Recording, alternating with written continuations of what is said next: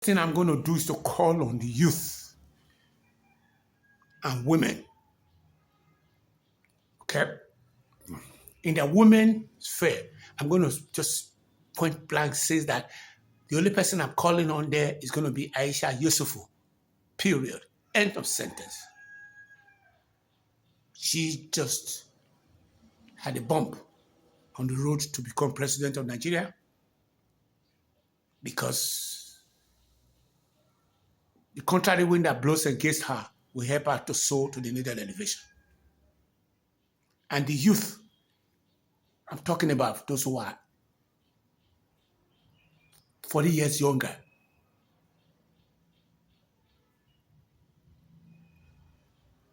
So if you take that 2 point that I just made there, I want to quickly say we have a problem with what you call food.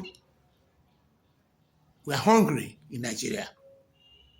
And before I go into that hunger sphere, let me quickly cover an area that might not be too shabby. 234-70-33-62-7981.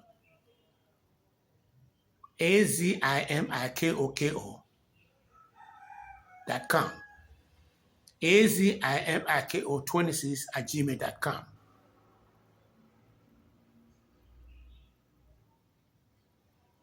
Did you get that, guys? Okay. If you haven't got it, let me know. I'll repeat it again. It's going to be in the comment section. It's going to be in my bio. Okay, let me add 2 more stuff to that. There is GODS, GODS, TO, Goddess, GODDSES, SES, God to Goddess. Pretty simple. As we speak, she's the president of Nigeria, and her name is Ogi Baba. Father wanted to put her into an arranged marriage. She dug the system, went down there and found out the place was worse than where she was coming from, got back, and the guy was still playing more game, and he was arrested, and he became the president.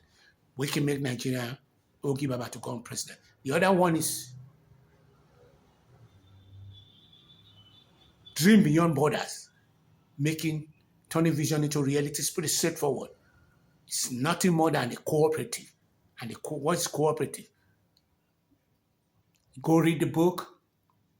Pretty straightforward. It's the only thing that can help Nigeria to become food sufficient, solve the food insecurity. Because they said we have the arable land in the north, and down in the south, we have what you call a more fertile land in the south, but they are more in a vegetational level. But if we form a cooperative farming, which means we have somebody had 100 acre, another one has another 100 acre, another one had 100, and they all in a bigger wall, then we'll be able to solve the problem. So, like I said, I'm not going to be too shabby about this. I want you guys to go and like. I want you guys to subscribe.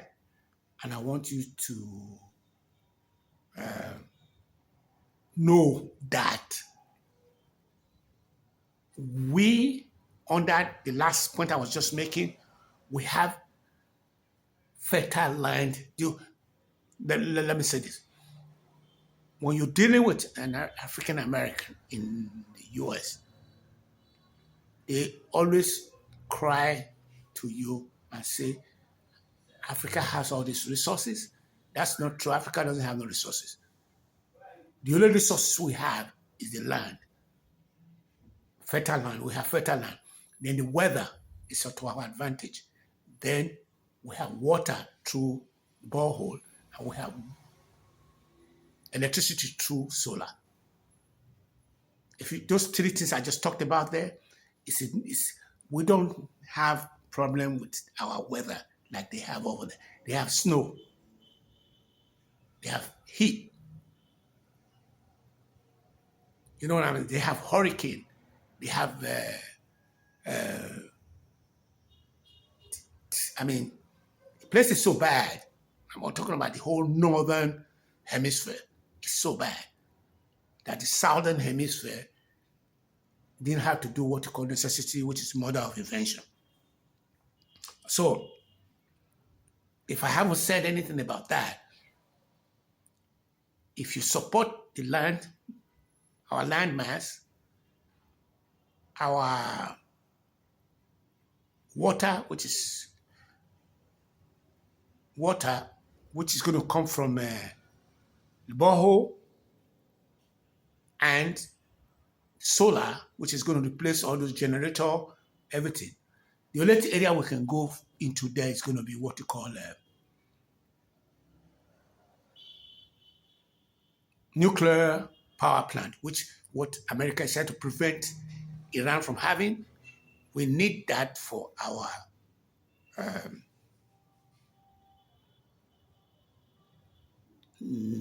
use in terms of not producing a bomb, but we will need it to be able to, because that's what they have there that we don't have. Their electricity is solar. It's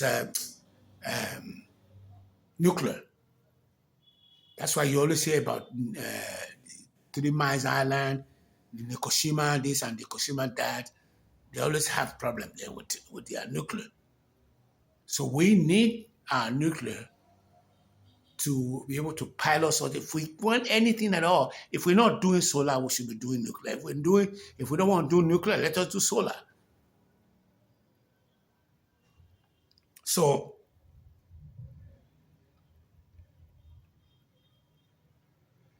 I think I have covered an area where Obi has always been talking about, which is food security. He believes that if you provide enough work for the youth, criminality will go down. Let me use this opportunity to say that 4 years is okay. I want you to use that as your dialogue. 4 years is okay. What I mean by that is that 4 years is okay for Obi Kwakwaso. 4 years is okay for Obi Kwakwaso. And for one reason or the other, if that doesn't work, the next 4 years, which is going to land on 2023, I am going to say that, and this is a new topic. Aisha Yesufu can go run in Kano because they are saying they want the next president to come from the north, 8 more years to come from the north. Then she can go run in Kano and don't worry about Abuja no more because they have just she didn't get a ticket. And all along, I was worried about the mechanism of how she was going to get the ticket. I was worried about the mechanism because she just registered, and when she registered, boom, like that. Obi was moving from NDC to ADC, and she moved with them. And she was registering at the same time, saying she was going to run for the Senate.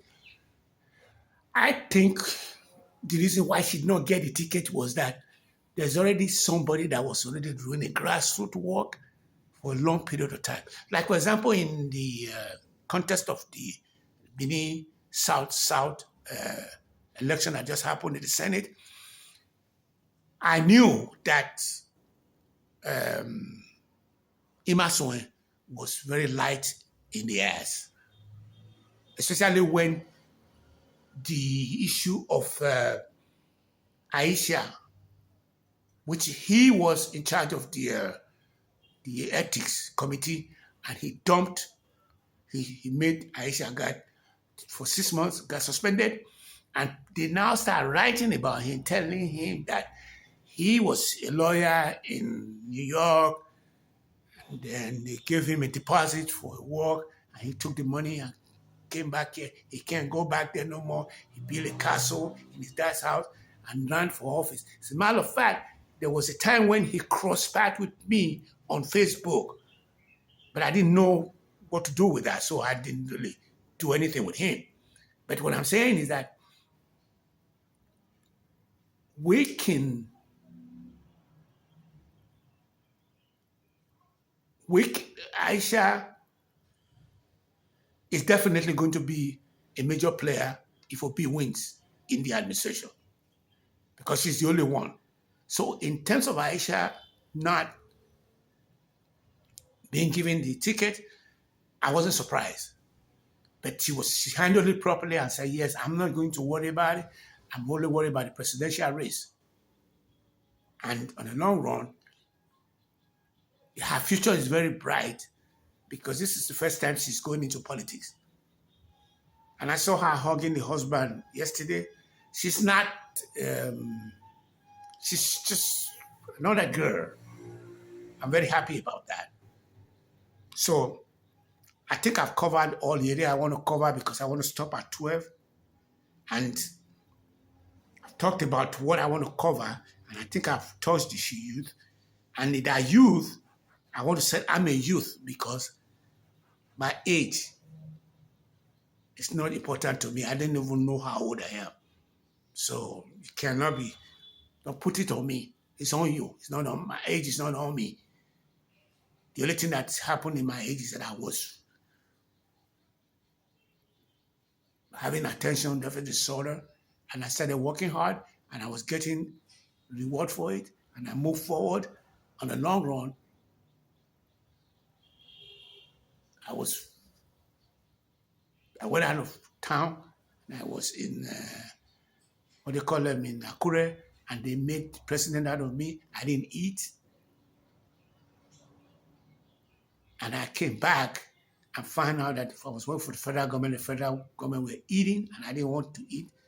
And before you know it, I already made plans to get out of there, not because of corruption or anything. I left because I did not want to see myself not having a bachelor's degree.